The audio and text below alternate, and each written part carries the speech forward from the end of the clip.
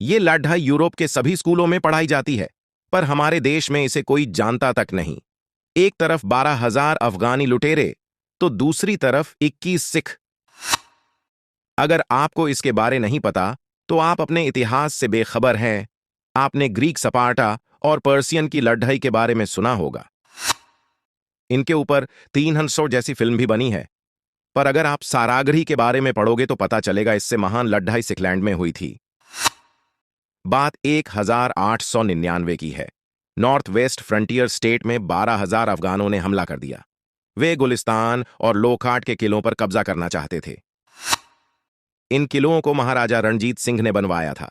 इन किलों के पास सारागढ़ी में एक सुरक्षा चौकी थी, जहां पर 36वीं सिख रेजिमेंट के 21 जवान तैनात थे।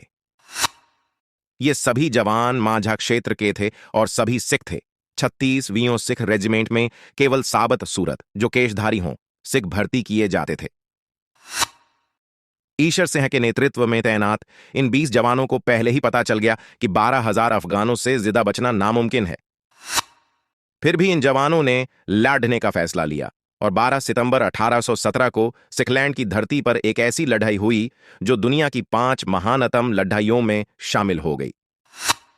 एक तरफ 12,000 अफगान थे, तो दूसरी तरफ 21 सिख। यहां बड़ी भीषण लड़ाई हुई और 1,400 अफगान मारे गए और अफगानों की भारी तबाही हुई। सिख जवान आखिरी सांस तक लड़े और इन किलों को बचा लिया। अफगानों की हार हुई। जब यह खबर यूरोप पहुंची तो पूरी दुनिया स्तब्ध रह गई। ब्रिटेन की संसद में सभी ने खड़ा होकर इन 21 वीरों की बहादुरी को सलाम किया। इन सभी को मरणोपरांत इंडियन ऑर्डर ऑफ मेरिट दिया गया, जो आज के परमवीर चक्र के बराबर था। भारत के सैन्य इतिहास का ये युद्ध के दौरान सैनिकों द्वारा लिया गया सबसे विचित्र अंतिम फैसला था। यूनेस्को ने इस लड़ाई को अपनी 8 महानतम लड़ाइयों में शामिल किया। इस लड़ाई के आगे स्पार्टन्स की बहादुरी फीकी पड्डी दी गई।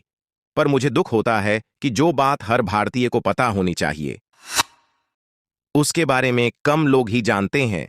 ये लड़ाई यूरोप के स्कूलों में पढ़ाई जाती है, पर हमारे यहां नहीं। क्यों?